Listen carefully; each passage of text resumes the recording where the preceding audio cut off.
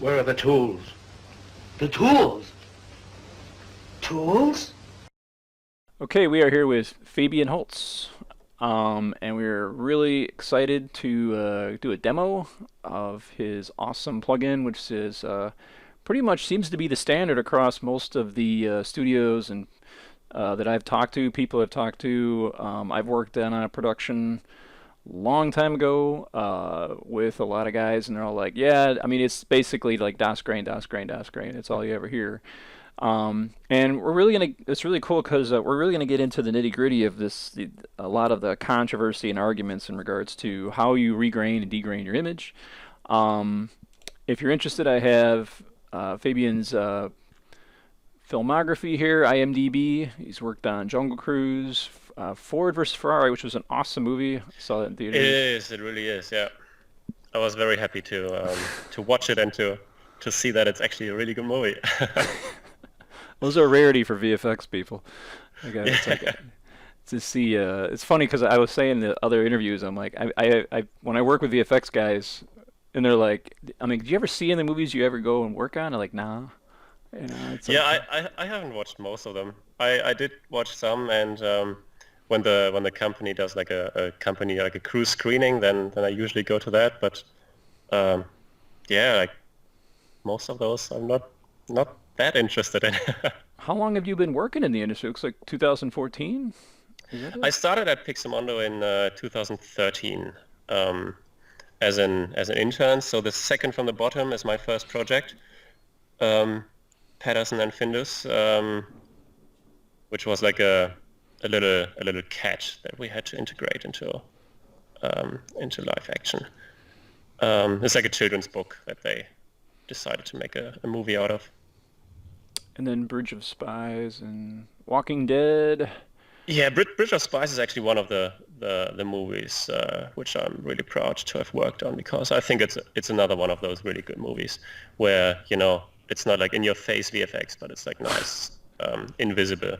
Fabian you're in Vancouver working at Digital Domain, correct? That's right, yeah. Cool.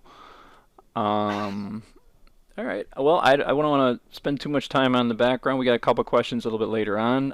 We will talk about, so just mention there's also a clip or a link at the bottom for NeatVideo, the revolutionary video, $250 plugin. There is a demo on there.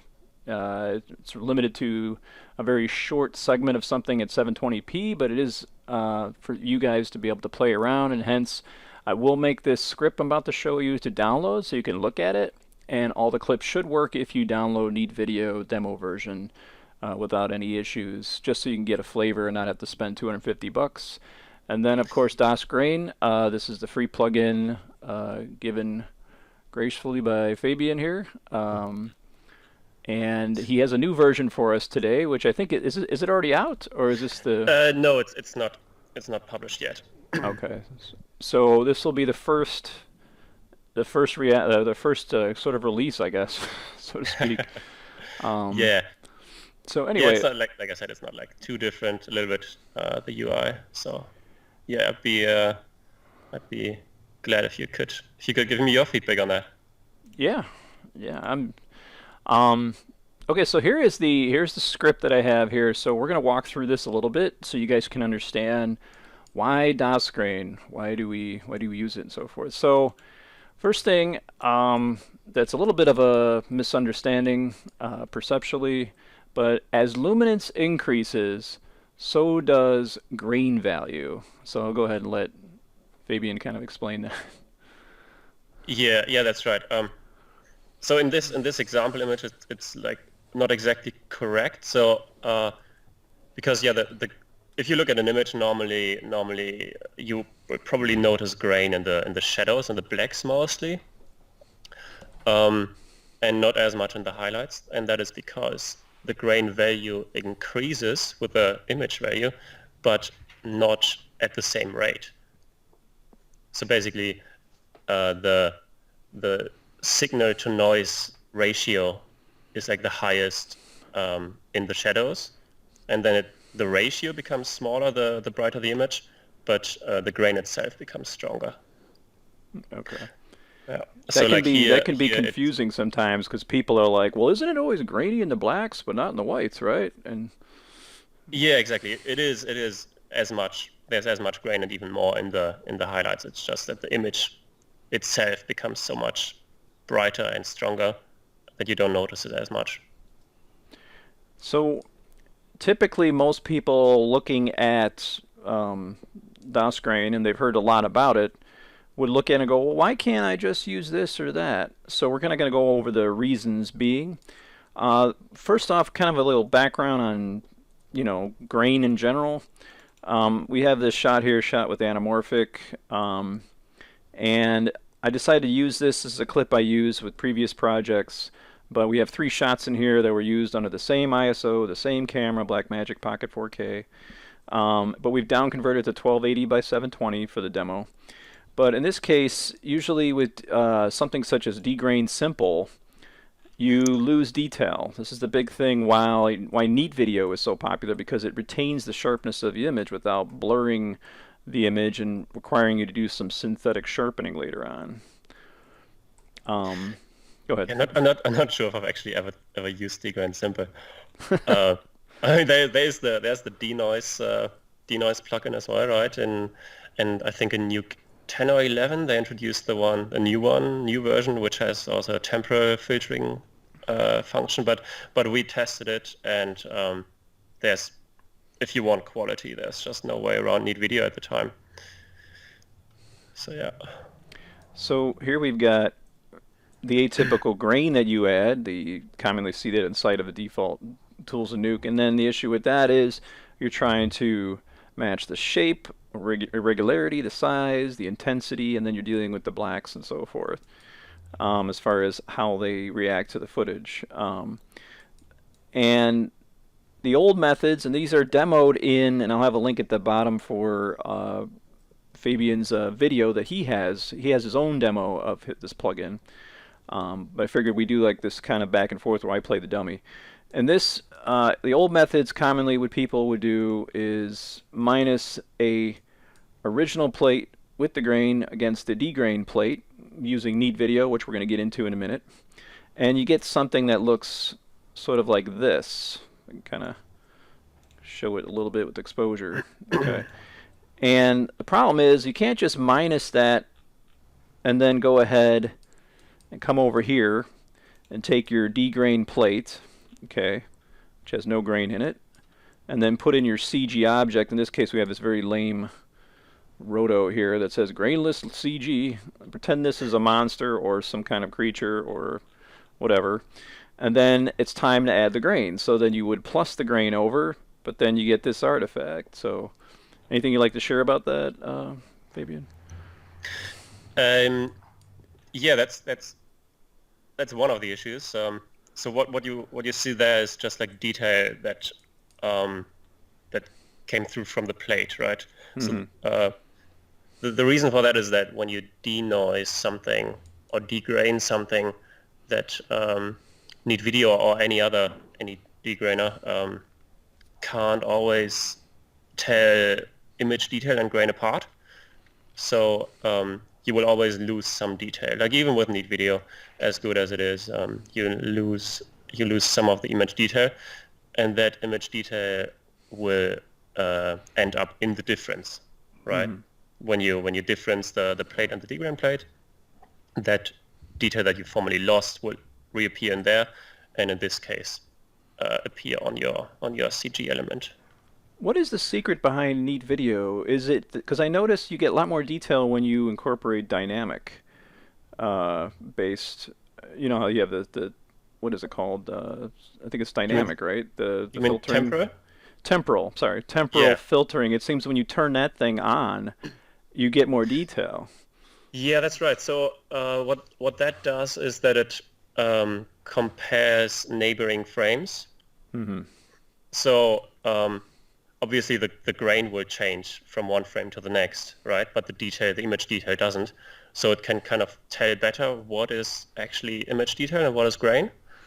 But you need to be a little bit careful with that, because if there's too much motion in the plate, then sometimes NeatVideo kind of warps the edges around a little bit. So what I usually do is I do the temporal filtering. I do like a few frames, I don't know, and then I set the threshold down a little bit, and that makes it be a bit more careful. Like when there's too much motion, then it won't do as much temporal filtering in these areas. Gotcha. So that's a common technique, and this technique we're talking about here obviously isn't used, but it's used in a way where somebody shoots an actual grain plate. And you said they have two different types of, like a chroma bar or something, yeah, I said that that's like a potential source for grain, right? Like if they shoot like a chrome ball and Macbeth chart plate, sometimes they do that and they supply that, and then you might be able to grab something from that. But even that, even if you were to overlay a constant onto this footage, it's not accurate, even in that way, correct? Exactly. Like if potentially if you would have a perfect grain plate, like just a gray area, which they filmed, then you wouldn't get that detailed plate detail that you get. It's very visible in your example now, but the grain value would still not match, because as we said before, the grain value depends on the image value. So again, the other technique people use is, if this was like a creature or a drone or something, they just use the alpha and be like, hey, I know, I'll just throw some grain on the CG alone. And so in this example is like, okay, here we got the background here, right? Original plate with grain. Grain is on there, right? Use my arrow keys to show there's grain there. And then we have the grainless CG. There it is, really exciting. And we add that. In this example, we're just using this crappy grain default to Nuke. And then we're over there, sitting there, looking in different channels, right? Trying to match up the green, the size of the grain, intensity of the grain, all this. And that's just that's a tedious process that's never guaranteed to be actually perfectly matching. Yeah, exactly. And now one more thing. If you would now feather that roto shape, then you would actually have, if you just feather that, then in this feathered area where kind of like the CG blends into the foreground, you would actually have mixed grain, right? Because the plate has a certain grain and your CG has a certain grain, and in that mixed area, they kind of like cancel each other out. So like, if you have a noise and you average it with 10 different noises, then you kind of have like a constant color, because the like noise plus noise plus noise plus noise, it's kind of like averaging each other out. So that's where we come to the full circle and the ultimate argument that is settled, which is in your favor, which is you have to grain everything together and have the CG obviously has no grain. The footage needs to be degrained, and you need to, that way anything you do before the degrain, you don't have to worry about these edges, you don't have to worry about matching anything. It's all there at the end of the pipeline in your plugin. Exactly, yeah. You don't have to worry about that. Like earlier, what you would do to fix this problem specifically would be to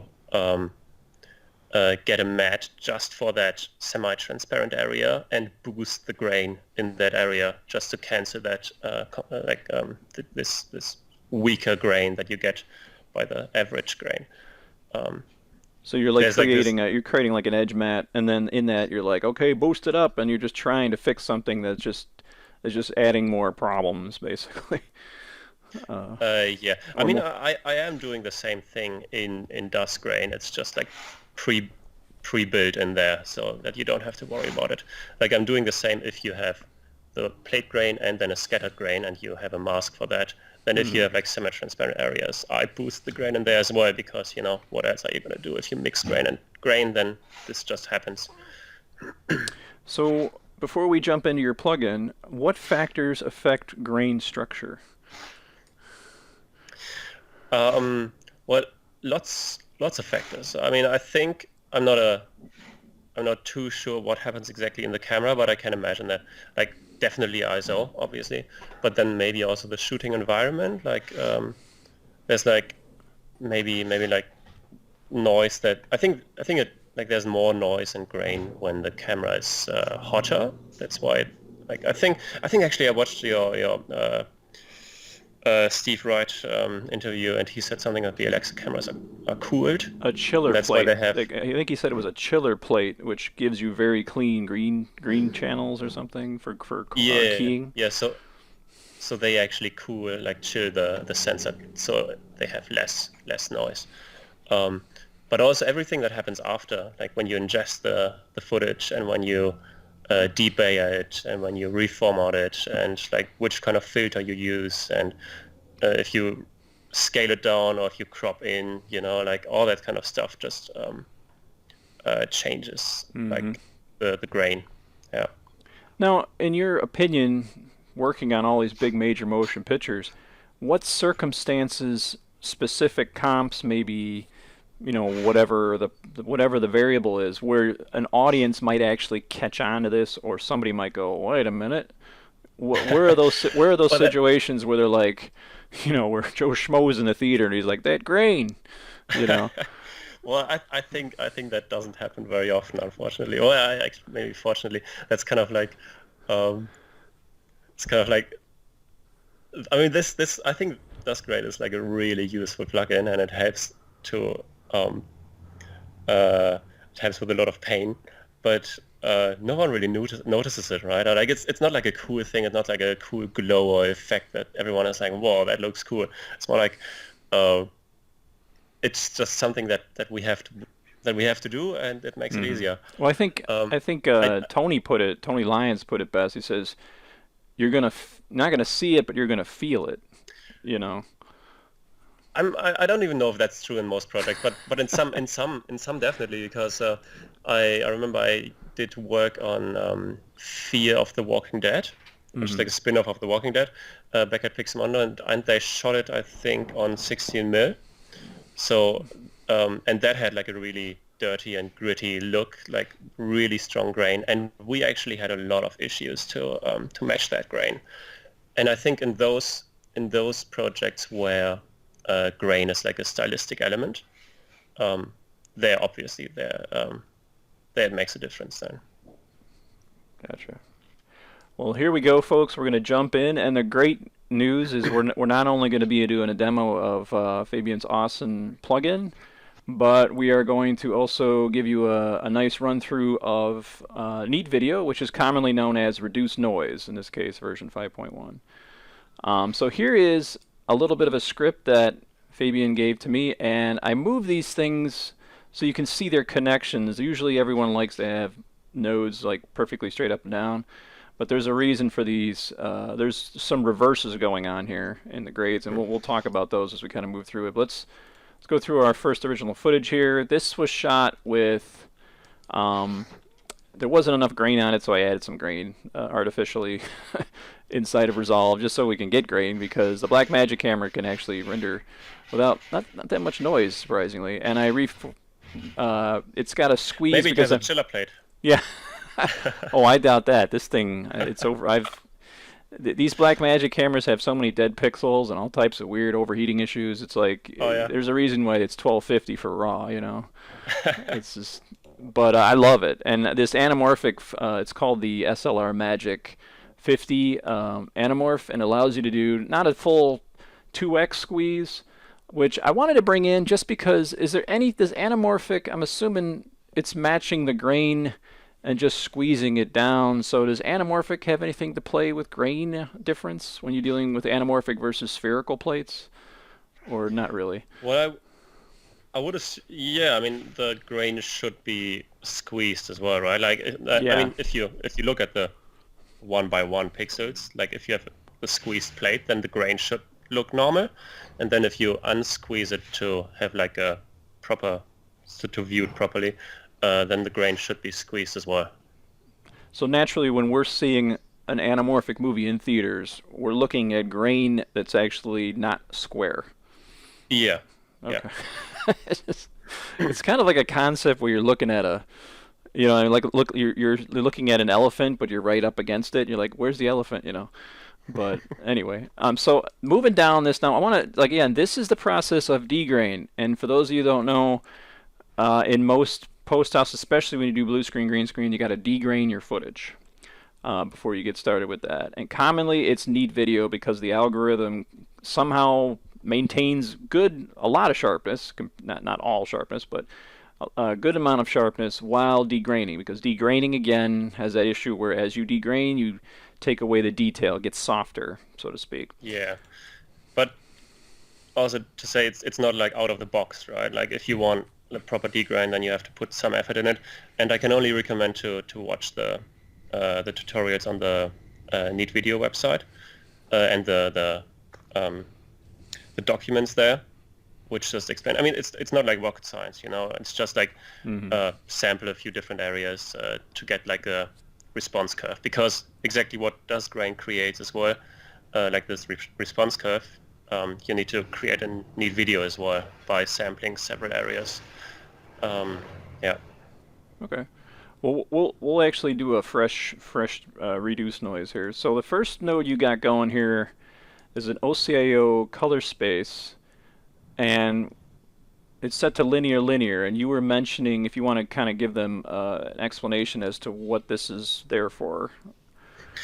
Yeah, it's the same kind of color space conversion that I introduced in the latest version of DasGrain, and I did that because I realized that while working at DD that when plates are being converted into ACES CG to work in the ACES pipeline that we have established, then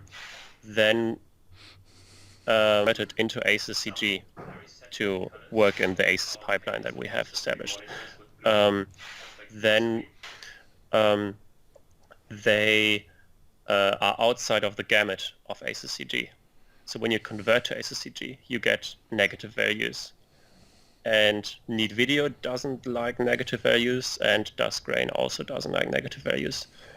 So what I'm doing here is I'm converting it back into the camera native linear space. So for example, like I've only worked with Alexa since I discovered this. So I converted it into Alexa, a really linear Alexa wide gamut. That's what they call it.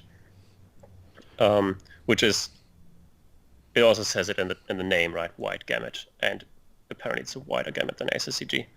Okay, I obviously don't have it listed here. I got Alexa vlog C. Yeah, but you don't have like the ACES pipeline going on there, so it shouldn't really matter anyway. But so linear should be fine because you haven't converted it into ACES CG, right? Mm-hmm. So what you're saying here is you would set your out to whatever, if it was Alexa, whatever, and then this being the inversion of that, it reverts it. So you would set this to in and then back out to linear, right? So this would be Alexa and this would be linear if you were using linear and working under ACES. Yeah, exactly. So that's linked, so that should like be set automatically. Okay. So if you change the first OCO color space, then the second should follow automatically. Gotcha. Oh, okay. I gotcha. Because you got the reverse here. Exactly. Yeah. Gotcha. So all right, we can test that. You can see. So if I go in linear, let's do Rec 709. You can see it reverses here. So by default, this is linear. We're dealing with just regular Nuke color science and so forth. So then you have this grade, which actually does a lift of 0.006. Well, the 0.006, that was maybe just the setting that I had set it up when I sent you the script. So the thing is that even Alexa, the Alexa color space allows, the linear color space allows negative values. So that's just like to lift the leftover negative values that might be still in there. So I usually have like the zebra on, in the viewer, to show me like illegal values. This is an inversion. This is a mirror of this, so this gets undone here. This gets sort of reversed here. It's just sort of a protection case in regards to this being, you know, the whole issue with Alexa camera and Asus and all that. So that's this stuff technically right here and here you don't have to worry about. And then you've got this sprung over here to a quality check. We'll get over in a minute. But let's go ahead and do a reduced noise. So I'll make a fresh reduced noise here. Just to make sure here. And we'll just throw it over here. Okay. So here we got this footage, and I specifically chose a shot that was very dynamic to deal with the errors that commonly occur with taking use of temporal, reduction. So here's the tool, and for those of you that don't know, you got to click here, and you hit OK, and then it opens up this whole nother app here. This is a progressive footage. It's not interlaced. We don't live in 1985 or nothing.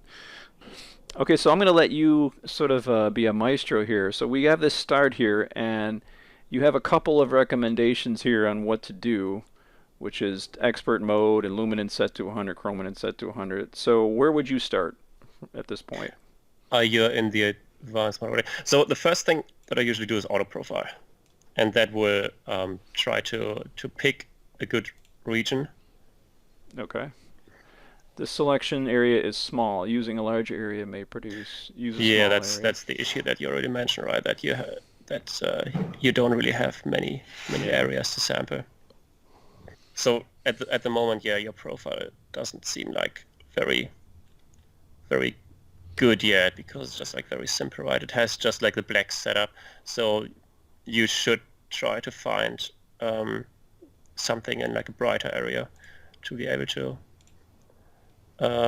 So I just take this, make it bigger, move it somewhere where I think it might work for now, even if this is not the perfect example, because there's nothing to sample that is kind of neutral enough. Yeah, exactly. You would try to find something else in that shot, and if you don't find anything, but maybe you have this like another shot, like a gray ball, or like balls and Macbeth chart shot or something.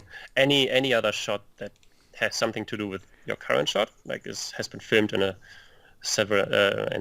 Yeah, this is here. We'll just go ahead and grab it from this clip.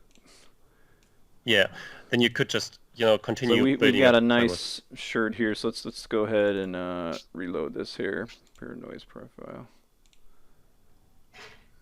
All right, and we'll do auto profile. See if that works. That's still getting this. Yeah, but that should already be like better, because it's a bigger area. So this, you just need to be careful that you don't pick an area with too much going on. You have the three windows down there, right? So you see in the luminance and the Y, you have quite a lot of detail. You have his buttons and like some wrinkles. So none of these are good examples. If you move it, this has now the seams and also some wrinkles. So it's like you just have to, like, I think the bottom, like the lower part of the sleeve of the right guy is maybe a good area. The other guy. Oh, the other guy. Gotcha. Yeah, like the so lower, like right there. Somewhere there exactly. Yeah. Okay.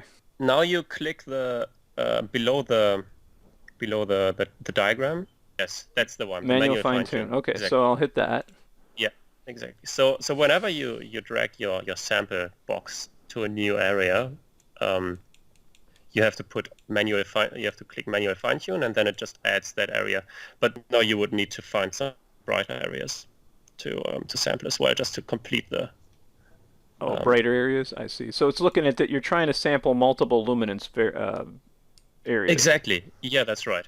So you try to you see like all the dots in the curves. Yeah. And you see now you have some other dots highlighted in the curves, right? Ah, yes, I see. Those are the dots that would be sampled if you hit manual fine tune now.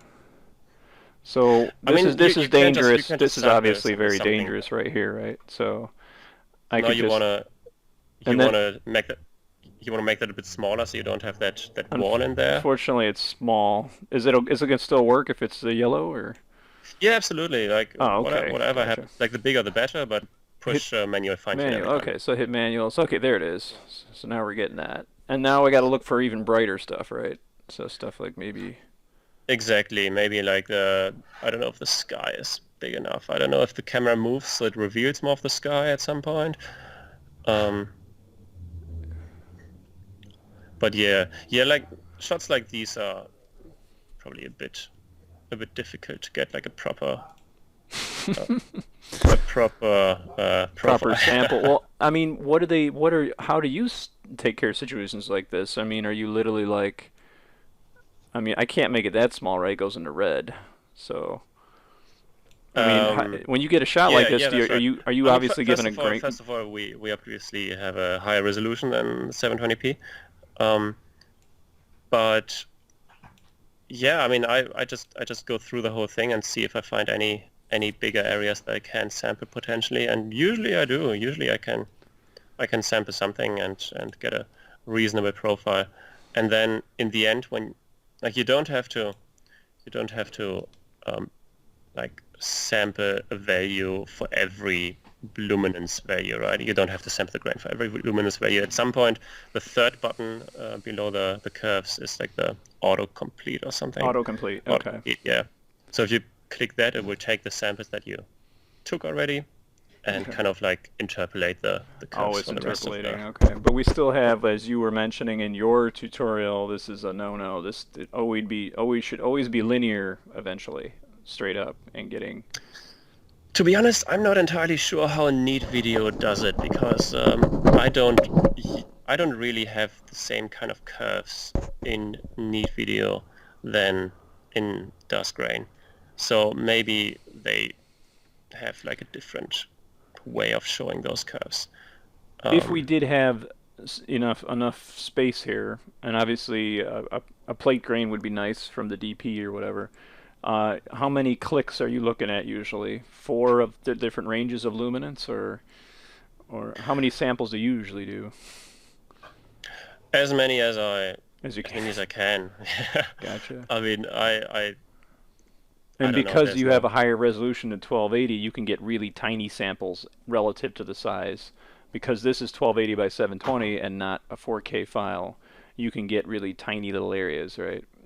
Because there's more grain. But also, structure. I mean, the same goes for higher resolution. That the bigger the better, because even if I like have a higher resolution than you, but the image is the same content basically, right? Like the grain will grow as well, and like it needs because there are several frequencies in grain, right? There's like high frequency and low frequency and super low frequency. The bigger the sample area, the lower the frequency it can pick up. So obviously this might not be a perfect perfect example, but you guys are getting it. Moving over to adjustments and previews, you were saying with the temporal, you can turn this on, but if there's too much motion in your shot, then you're going to get warped edges. It can happen, yeah. So what I usually do is, first of all, the quality mode. I don't even know why they have a quality mode in there. I mean, who wouldn't turn it to high? You know? Yeah.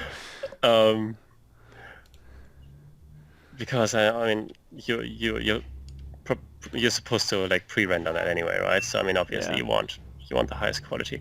And then I would, in the temporal noise drop-down menu there, I usually reduce the noise level a little bit, because that kind of like checks like how much motion is in the plate, and if there's too much motion, then it just doesn't apply the temporal filtering. Any roundabout number that you like, or? I think I just put it to -25 or something. Like, Okay. But it's like it's not really a science process that I went through. It's like, oh, I'm just gonna reduce it a little bit, and it worked so far. So Spatial, you go all the way to 100%. exactly. And chrominance, and you go to luminance 100%. and in chrominance, yeah. Okay. Because I don't want any grain left. Gotcha. And also the quality mode to high again. Gotcha. Now, and then I'll just hit apply. And this may not be the perfect example, so if it doesn't match perfectly, guys, it's because I'm using a 1280 by 720 clip here, and it's not his fault. The industry speaks for itself that his plugin rocks. So whatever we produce here is for you guys to learn and to do yourself, and to obviously work with a higher resolution image. So, all right, so I'm going to hit apply. And that's our reduced noise. Now, since this was the same shot with the same ISO and the same f-stop, I can literally take this and apply it to this shot, correct? Yeah, that's right. Okay, so I'll go ahead and throw that in. But like in theory, you would have had to do the same color shot. space conversions and grade. So I think you didn't do any grades, so maybe you just disable the grades. I can disable these? Yeah. It looks like I'm not getting any real, I don't know why, but it looks like I'm not getting the grain out of it. Or maybe because your curves were... Yeah, curves were all over the place. Let me try something. Let's just try really quick here. We'll do a fresh reduce, right? And it's going to not really be the greatest, but...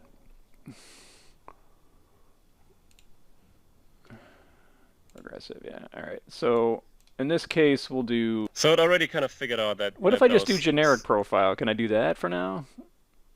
What if I do... we'll do generic. To be honest, I don't know. There, it cleaned it. I don't know. But it didn't, it's just what it is. So it's cleaned it. Again, you got to go over here. We'll go to high, luminance all the way up, chrominance all the way up. We'll go to temporal, high, and then the noise, we'll bring that to -25. How's that? It looks clean from here. I know you probably can't see it, but it wasn't clean. It does look clean, yeah. So we'll hit apply. Yeah, do that. Can you? Yeah. So there's the before and there's the before and after. Oops, wrong. Sorry about that. So there's the before, there's the after. Obviously, we've got some grain gone. Okay. Nice. Again, you go with the techniques, obviously, that Fabian's talking about. So we get to the right node here. All right, here it is. And I've already written this out. So this is sort of like a cooking show where we already have a baked cake in the oven, so to speak. So I wrote it out. And now we're going to come over here to the regrain process. Okay, this is where we actually use DasGrain. Yeah. First, what I would do is to actually use that QC part. Oh yeah. Of it, just to make sure that our DGrain is like working well. If you look at if you plug the view and the multiply down there. So this is commonly when you minus the original plate to the DGrain plate, it's just called what type of grain? What's that called? Oh, like the plate grain or original grain or whatever. The original grain. Okay, so here it is, obviously. If you plug it in the multiply at the bottom, that's like a multiply by 100 or something. Then we can see it better. And that's just exaggerated. So yeah. So basically, if we look at this, what we want to see is if there's too much plate detail in there, and like edges. So if it's like a shitty DGrain, which kind of makes everything blurry or something, I've seen it all, then you would have like a lot of plate detail in this grain. So this looks actually quite reasonable, I'd say. You can see like darker parts and brighter parts, which is the luminance thing that we talked about. So when you were referring to details, and that's a bad thing, you're referring to defined lines as opposed to granularities. Yeah, lines. Okay. Not like different shades, but like actually defined lines. That's right. Gotcha. And this might be something wrong with my black magic. I don't know what's going on up here. Get some weird... Well, that might be a highlight or something on the window, because DGrain does struggle sometimes with things like what do I say? NeatVideo. NeatVideo struggles sometimes with things like small details mostly. Like for example, if you have a plate with a tree, with lots of leaves in it, then it would probably struggle with that as well. Gotcha. And so this right here is... in that case, it wouldn't change. So if you have black and the difference, that just means there's no detail or negative. Yeah, in this negative. one. So these are the basic common color spaces that you saw inside of, if I'm not mistaken, the reduced noise, but it's just basically using Exactly, Nuke it's tools. it's YCBCR, Now, YCRCB. what's the what do you see the benefit for each one of these individually? Like, what do you look for in this one? I just want to check if there's grain left in those. Ah, Like, just have a quick look and see if there's like luminance or chrominance grain left, and it looks pretty smooth to me. so where in this case you were looking for grain and not lines, and these three you're looking to not see grain, basically. Exactly. Yeah, that's right. So okay, so it looks like we got a good quality check, or at least we think we got a good quality check. Remember, we didn't get to sample everything, so be aware of that, whatever results we have along lines, besides we're working with a previous older version of what I did before. I followed the same thing. I used a generic profile for this example when I baked out the render itself. So we start out with the degrained plate, right? And commonly when I've done green screen work on commercials, this gets rendered out as an EXR sequence. And that way it's fast feedback, because NeatVideo can bog down. You don't want to really work with it with a very large pipeline and so forth. And for some dumb reason I got to keep I did a crop here to crop this NeatVideo logo, because I found that it was actually affecting the response curve. Yeah, it would. There's actually an option to not sample that area, which is like if you open the DasGrain, Okay. there's an analysis mask at the bottom. In the analyze tab at the bottom, there's the analysis mask. Exactly.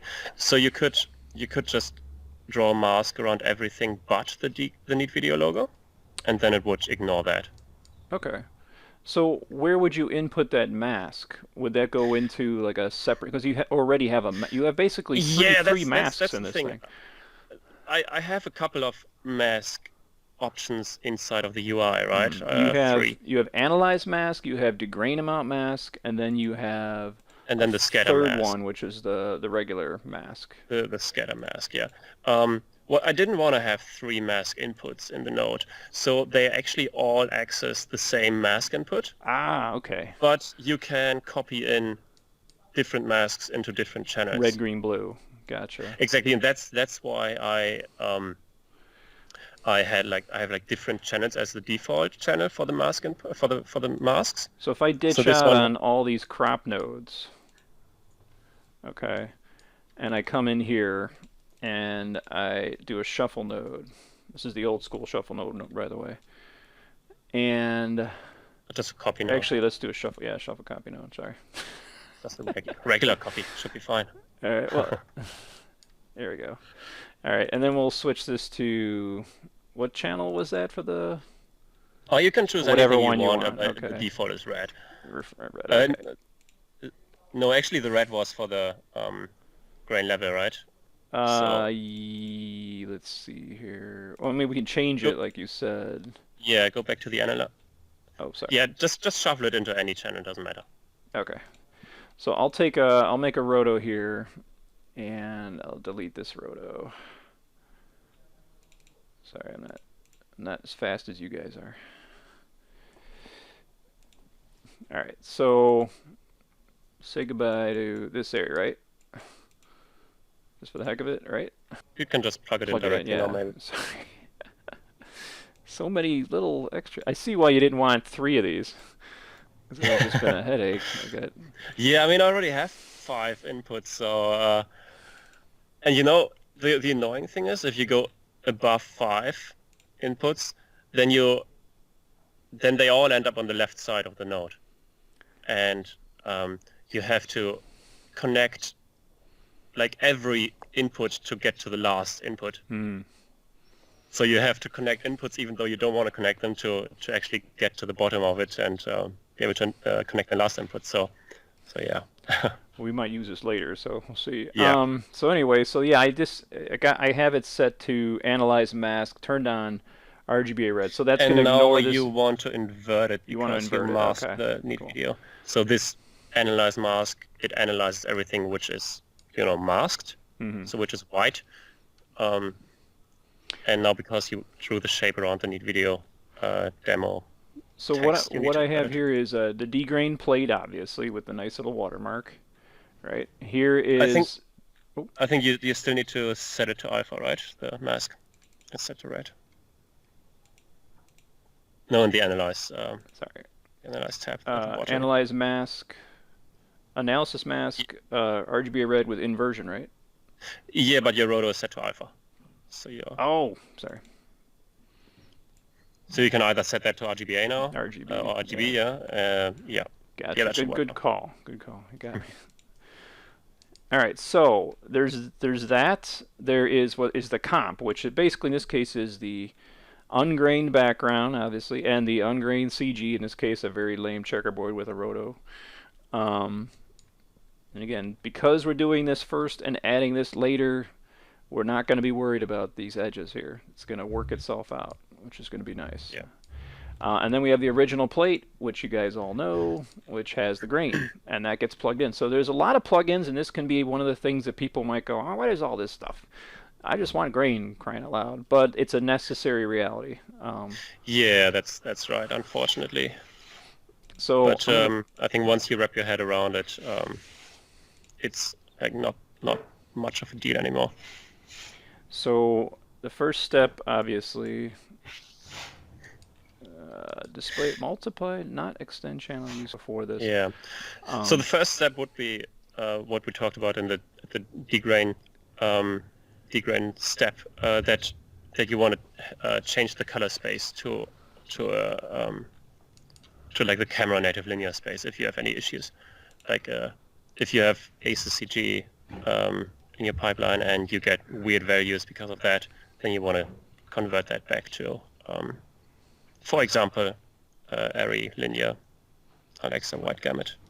So you're talking about doing the same thing we did here, basically. Right? Exactly. Okay. Yeah. And where would that go? Would that go under the comp? Oh no, it's already inside of the node. Oh, it's already in there. Okay. So you just have to. There it is. There it is. Okay. Exactly. Like in the input, you just choose whatever you have. And this will automatically do the inversion behind the scenes. We don't need physical nodes. Exactly. Okay. Gotcha. Yeah. So if you had an Alexa, obviously I don't have it on here, but Alexa or whatever, you would put that as the input. So no, the input would be ACCG because that comes into the node, and then internally you want to be in the Alexa color space, linear Alexa linear. Gotcha. White gamut. Just in this case, I haven't really tried it with red. I think red has like linear color spaces as well. Yeah. So in this case, there's many outputs here: regrain comp, original grain, normalized grain, adapted grain, and grain QC. But the first thing we need to do, obviously, is to actually do an analyze at this point. Yeah, that's right. Yeah. So we're going to hit analyze here. And because this is if you're dealing with 4K footage, it could take a while, folks, and the length of your shot too. So just be aware of that. I'm still getting an error message here. I'm not sure why. Maybe disable and enable the node, I think. So we did an analyze on here. And the next step, and if you go to your help menu, it'll tell you, right? So analyze, correct the response curve. So this is where we're going to go into the response curve. Yeah, you want to look at the red, green, and blue, not at the alpha. Yeah, that's right. And it's important to realize that you can see these values are hitting 20, 30, and it's the grain level going up, and then it's the luminance value going from left to right, which, if you guys are aware, in the effects world, they go beyond 0 to 1 range, so be aware of that. Yeah, that's right. So this is like the 0 to 1 range right here, right? Yeah, and that's actually the most important range. Like what happens after that is not really that important anymore, but it should still like follow like the trend of the curve. if It these shouldn't go lines down anymore. if these lines plateau out, you shouldn't. You should make sure they don't plateau out by Exactly, and right-clicking and sometimes doing like after linear. They should always I've be increasing as naturally grain increases, as luminance increases, or grain level increases. exactly. So you could just go ahead and delete everything that doesn't do that, and Oh, you mean and like just anything that goes downward, like on a downward yeah, slope? just get rid of it. All right. And then take this and make it go progressively. Oh, so should I go all Yeah. the way to the left here? Okay. Oh yeah, get rid of all those Okay. samples. We don't want those All right. because they get rid of everything that doesn't make sense. I don't know if the blue channel was okay for that, but so yeah, the range. So I'm looking to We get it, at least for mostly now on, care- we're demonstrating the 0 to 1 range, so to speak. Yeah, that's the range that we mostly care about as well, right? Like Okay. the range that we can actually, see what's going on, because everything above 1, unless you have like a LUT going on with a tone mapping with a shoulder, then we don't really see those values anyway. But they should still be more or less correct. So this is really what you should be seeing, right? I mean, ideally the curves are like better than this already, like from the get-go. But yeah, so what you want to do now is you just click you just select the latest keys in the curve and interpolate them linearly. So right-click. After linear. Yeah, exactly. Yep, Yeah, that's for some right. reason, it must be another one over here. Oh yeah, okay. I can't. Where's that bugger at? Damn, what value is that? What luminance value was that? I don't know. Pretty high. There we go. Jeez.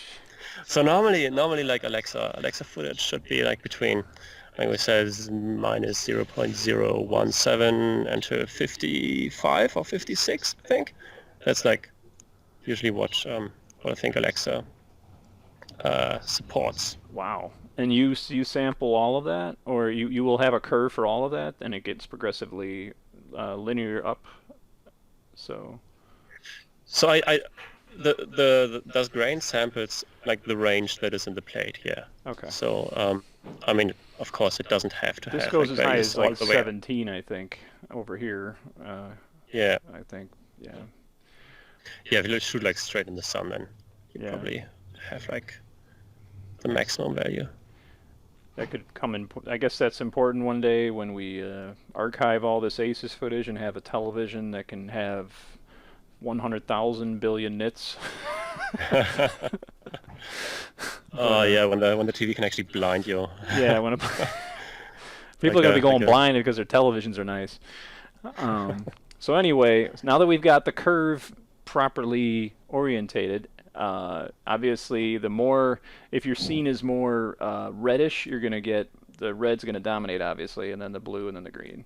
So if this was more of a cyan type scene, this is more reddish, I think. I don't know. I think that's what you had on yours. You were saying that. I think what was going on with my shot was that it was like a sunset-y kind of vibe, right? So it was like very orange and red, and that's why I had values. Why the red curve had values further to the right. Yeah. Because the red channel had a bigger range than the other channels. Gotcha. Okay, so once we've done that, again, go back to your help menu.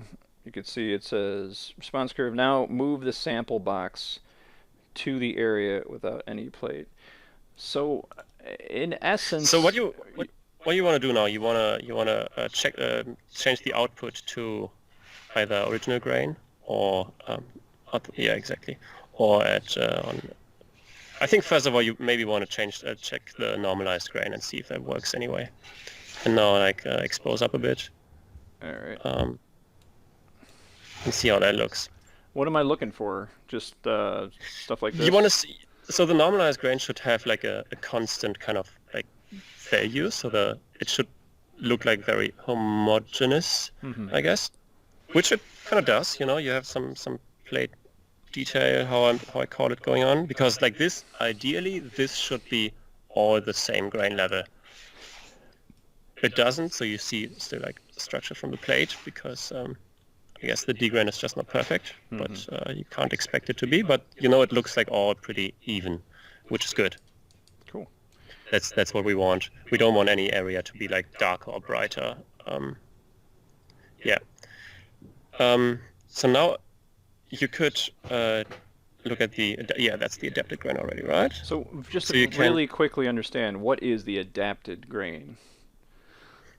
Well, you can see the checkerboard now here, right? Yeah. That is the grain with the values adapted to the comp. Gotcha. So basically, if you look at the original grain, then you see the building behind it, right? Because there's like windows which are darker, and then the wall which is brighter. But now that we replaced that building with the checkerboard, the grain has new values which correspond to the comp, to the checkerboard in those areas. Gotcha. Yeah, it looks good. All right. So, with that said, we can also go to the grain QC here. And is this basically, the grain QC, is that basically the adaptive grain with a multiply on it? Is that really what it is? Sorry, there's a plane flying past. So the grain QC is helping you to figure out if the grain level works inside of your shot, right? If it's like all kind of working together. So if the grain level in that checkerboard would be wrong, you would notice that there's something going on. Gotcha. And this is where we move into step number 2, which is the breakup of the grain, which would be the scatter. So yes, you can click on scatter, and what I'm assuming what you're doing is you're using a Voronoi. If we turn on overlay cell pattern, see now it's saying multiply non-existent channel. I think it's because of this. Well, yeah, maybe you just like that or something. Can you? Yeah, I think maybe you just need to. It already analyzed it, so we can get. Yeah, I guess because it's. I think you activated the mask, but there was no channel. That's for what the mask. That's exactly what it is. Yeah. Like at the bottom, it's set to alpha, but there was no alpha channel in the rotor. So with that said, if I were to take this mask input and plug it back in, but then put this to RGBA, we should be good. Yeah. There we go. All right. There we go. All right. So so you'll be doing for anybody out there for these other masks, you'll be doing some shuffle copying in different rotos. Well, usually you don't need those. I'll just have them in there, like just in case. Yeah. So when it comes to this overlay cell pattern, you're kind of breaking up the pattern, so to speak, with a. It doesn't seem like it's working now. What's going on here? Hold on a second. Turn on my thing here. So that's the QC pattern.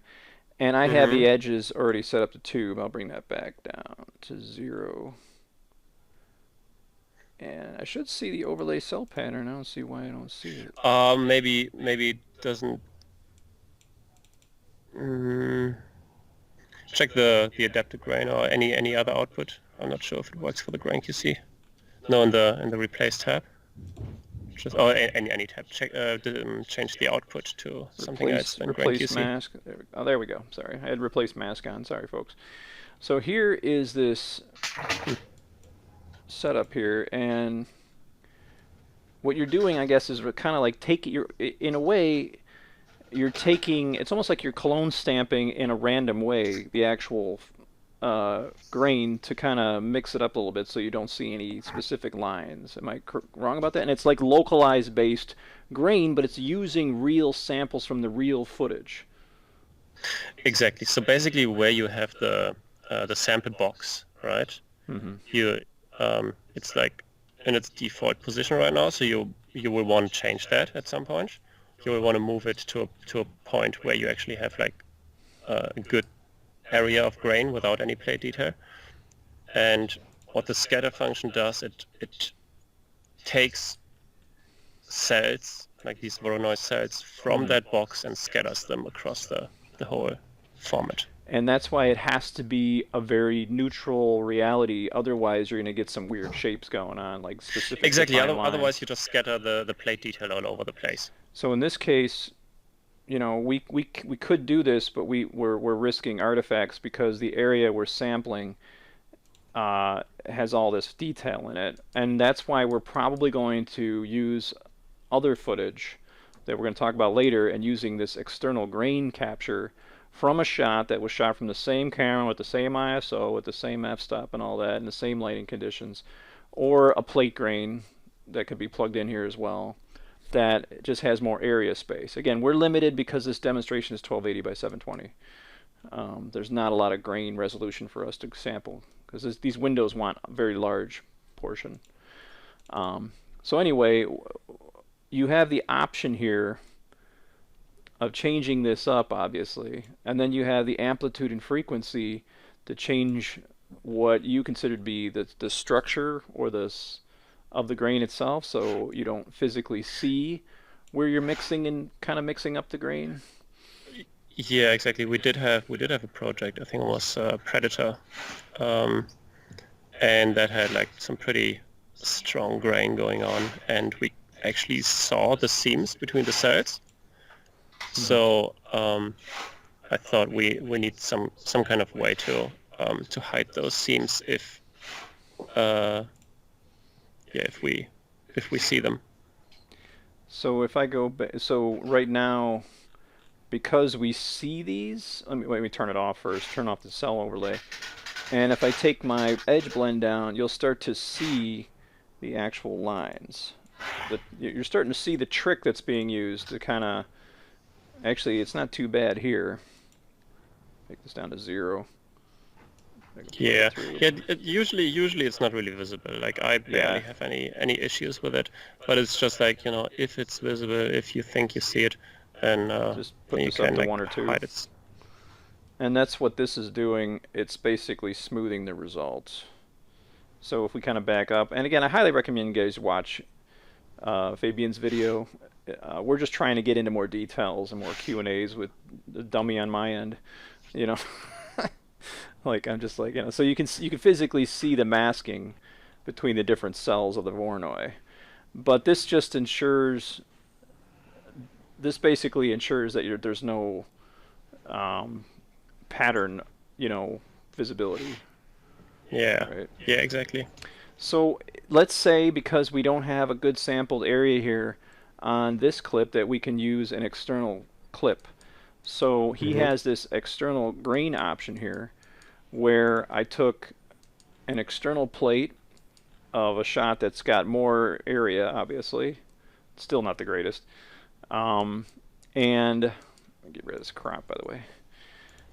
Right, got this here, and we did the DasGrain, but in this case we just set it to normalized. We set the output to normalize grain. So here we have this nice, juicy, solid piece of grain that we can sample from. And when we come back to this DasGrain, we turn on Use External Grain, and we put our viewer to this clip right here, and I just basically choose the area. Again, this is not the best area. Might even be better to use this area here, but I'm going to use this area just. Well, what you could do is you could do the whole scatter thing in this DasGrain that you see here for the external, and output like a perfect grain plate, basically. Really? And then in the other DasGrain, you just select the external grain input and disable the scatter. Okay, so I can just do a scatter right here. Exactly. You do there, and then you output like a perfect grain plate from that DasGrain, and it's not perfect. Well, but it's good enough, right? And then I go to this DasGrain. Here's the sampled area. I can increase that. Again, these little shapes might show up. That's why you got to be careful. See how there's a defined area there? It's hard for anybody to see, but it is there. And now it's reading over here, right? So now we can go back to our.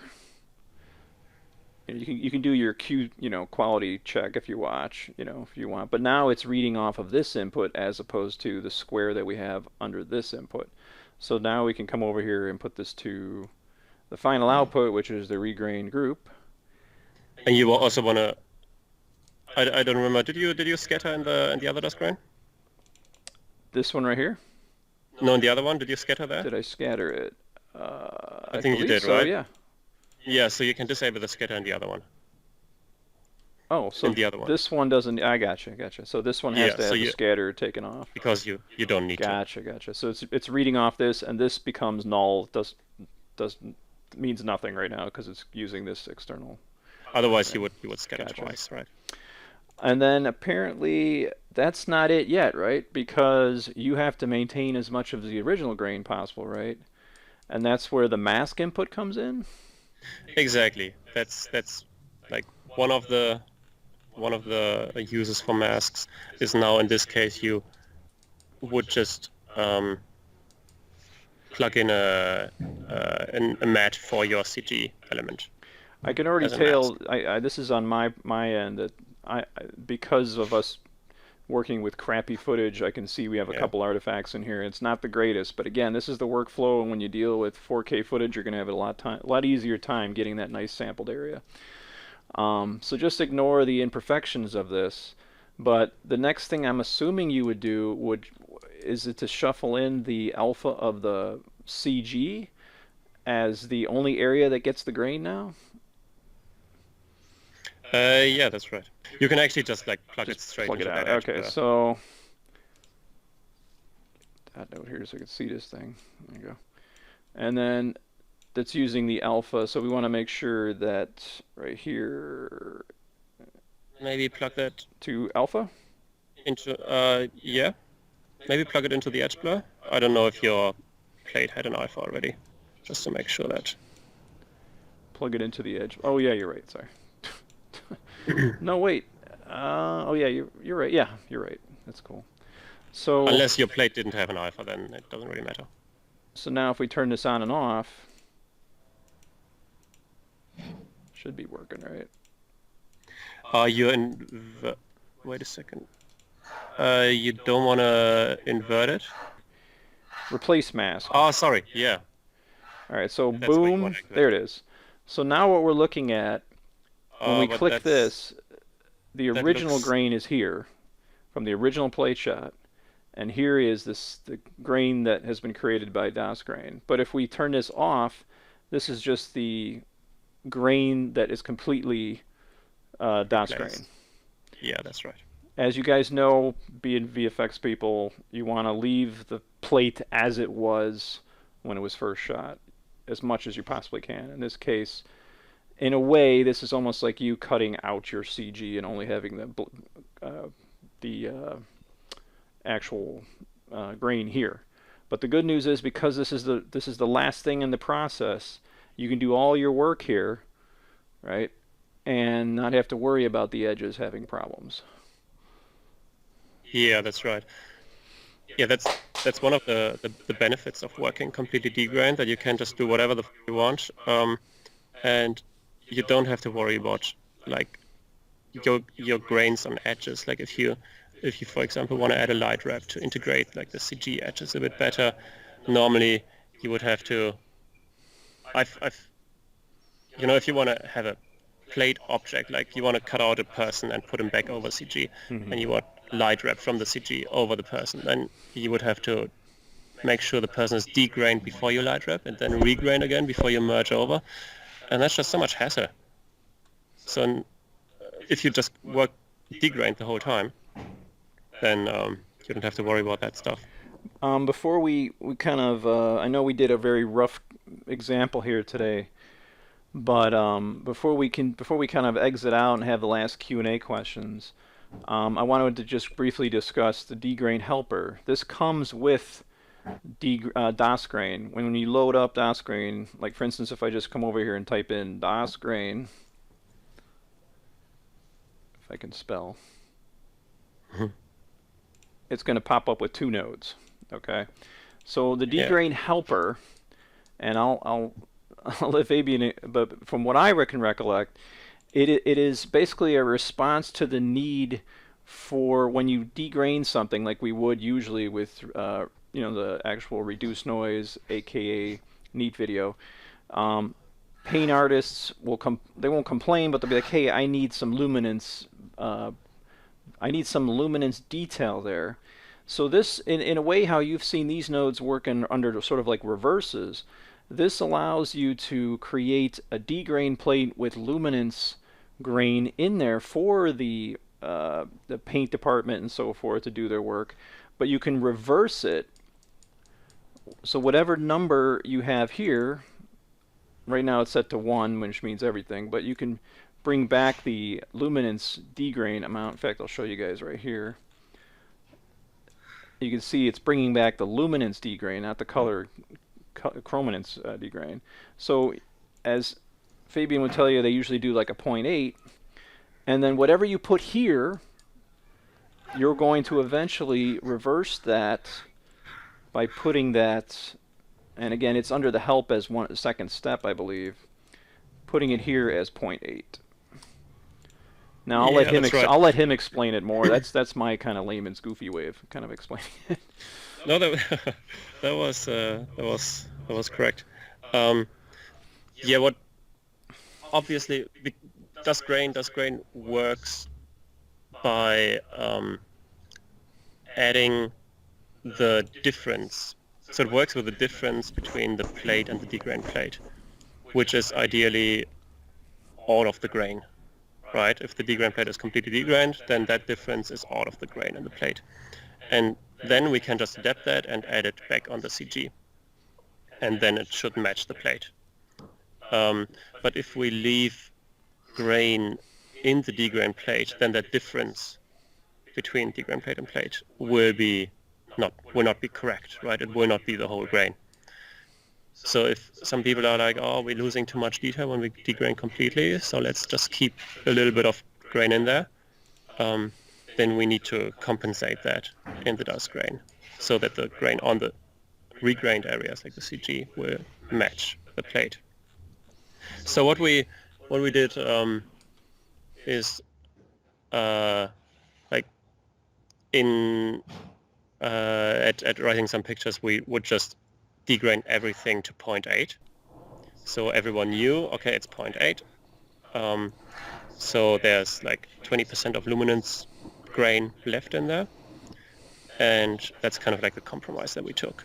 So it's not like completely degrained, there's a little bit of grain in there, but it's also not too much.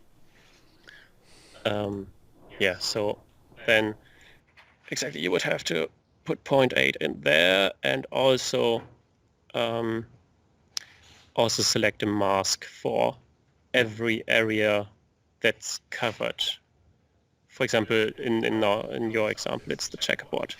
So you would have to select the checkerboard in the mask, because the plate is always going to return to what it was originally, no matter what. If there's no change, then it will return exactly as the plate was. Gotcha. But so we need this compensation only for the CG area. Gotcha. So this already being hooked up in here, you would just probably do alpha like that. Yeah, exactly. Gotcha. And again, expect like one roto with 2 shuffle copy nodes on here when you're working, which is one way of doing it. It's not, you don't have to do it that way. You can take any input if you wish, any input along the line or shuffled in. Yeah. So with that said, I think with your video and this video, this should be a good sort of like, okay, I get it, but we still have a couple questions from people. I know we probably answered some of those questions in the process, but we might as well jump in and take a look, so to speak. Mm-hmm. Okay, so let's see here. Post questions. All right, this is from George Arista. I've been using DasGrain for a year now. A magnificent tool, cuts a lot of trouble. Just a quick question. In the past, I had a very noisy shot. Due to the fact that it was shots at night. At the moment of denoising the shot, we had to clamp the values. The comp was very destructive from the original footage and cannot be resampled as the original shot affected the results of the regrain shot. So DasGrain does add the different sampling grain, but in the case of the complete sampling with 0 alpha of the original plate does not fill the holes in the denoise plate, leaving artifacts. At the moment, that's the only case that denoise couldn't solve the grain. was a specific workflow that wasn't used, or we don't use it correctly? Apologies if the question is too long. Thanks. I have to think about that for a minute. So I think what he says is that they denoised the plate and at the same time clamped the values, right? And I guess because it was a night shot, maybe originally there were negative values or something.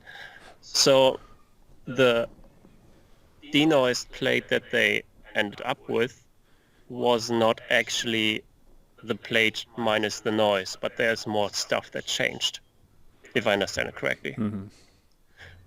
In that case, well, it just doesn't work because I was very sorry, but for it to work, you need a plate and a DegrainHelper plate, and the only difference should be that there's no grain anymore. If anything else changes, then the response curve will be messed up, and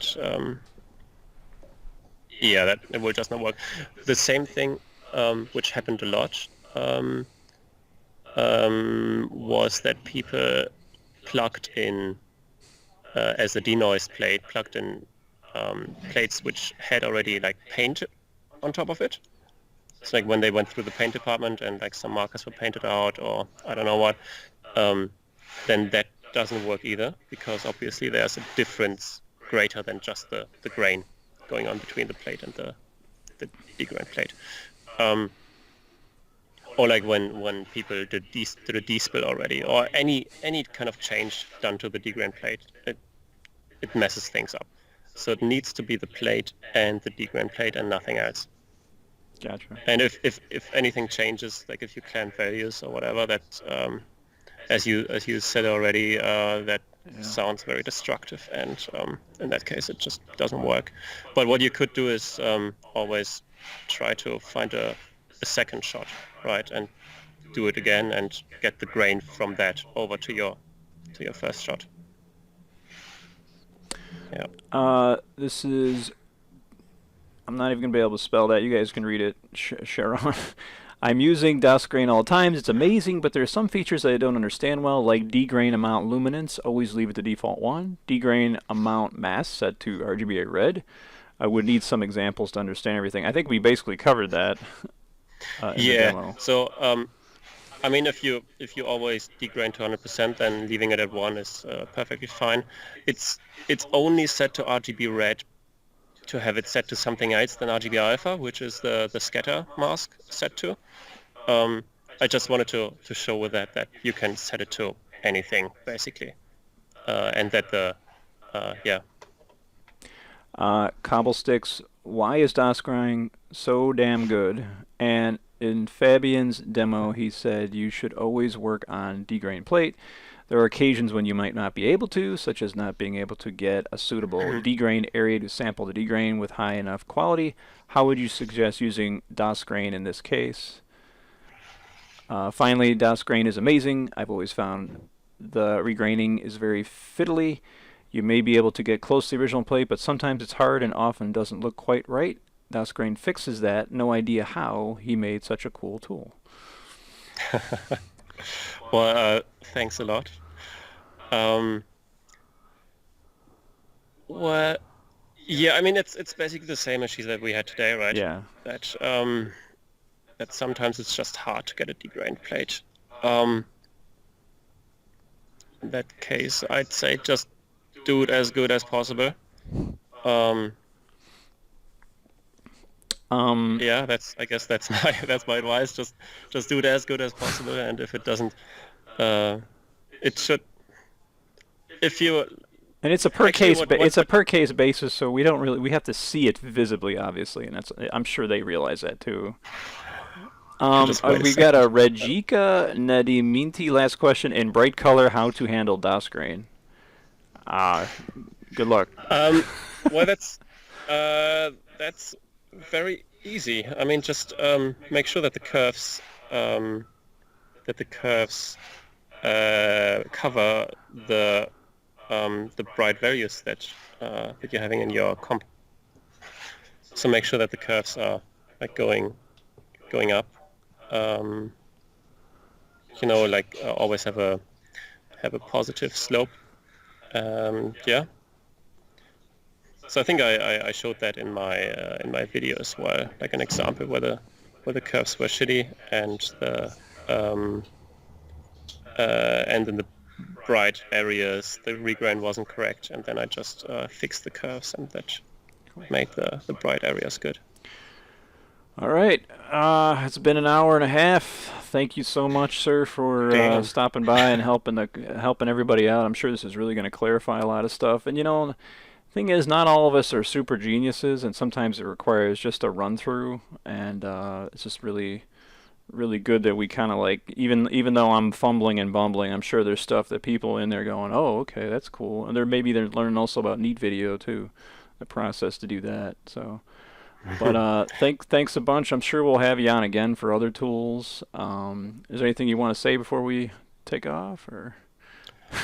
Not really. I hope you enjoy my tour. I think it was actually like pretty cool to see how it kind of like spread. Like I got messages from like former colleagues who were like on the other side of the world and who messaged me like, oh yeah, we just started using NeatVideo and DasGrain, and I saw your name in there. I was like yeah, it's pretty nice. Well, I can tell you it's what we use in Chicago. At least the compers that I work with. Great. Yeah, I'm glad to hear that. All right, sir. I'll check you later then. Thanks a bunch. Yeah.